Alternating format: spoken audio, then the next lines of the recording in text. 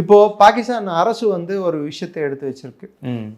ஒரு 10 நாள் முன்னாடி என்ன பண்ணாங்க, லாகூர் நகரத்தில் இருக்கக்கூடிய பழைய தெருவுகளுக்கெல்லாம், அதாவது தெருவுகளுக்கெல்லாம் பழைய பேர், அதாவது பார்ட்டிஷனுக்கு முன்னாடி, இந்தியா பாகிஸ்தான் உருவாவதற்கு முன்னாடி இருந்த பேர்கள் திரும்ப சூட்ட ட்ரை பண்ணாங்க. உதாரணத்துக்கு ஜெயின் மந்திர் சவுக், ஜெயின் மந்திர் தெரு அப்படின்னு ஒன்று இருந்தது.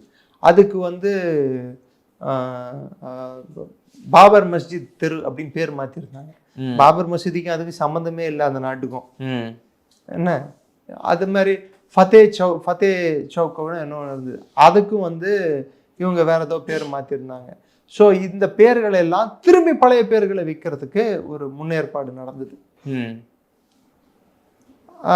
கடைசியில் அது பிரச்சனை என்ன ஆச்சுன்னா, ஹஃபீஸ் முகமது சயீத், லஷ்கர் ஏ தொய்பா ஓட தலைவன், உலக சர்வதேச பயங்கரவாதி, ஐநாவால் தேடப்படும் பயங்கரவாதி, இந்தியாவால் தேடப்படும் பயங்கரவாதி, அப்பாவி மக்களை கொன்ற கொடூரன், அவன் வச்சிட்டு இருக்கிற அமைப்பு லஷ்கர் ஏ தொய்பாவுக்கு இன்னொரு பேர் சர்க்காரி லஷ்கர், பாகிஸ்தானின் துணை இராணுவம் என்றே அழைக்கப்படும் தீவிரவாத பிரிவு தான் லஷ்கர் ஏ தொய்பா.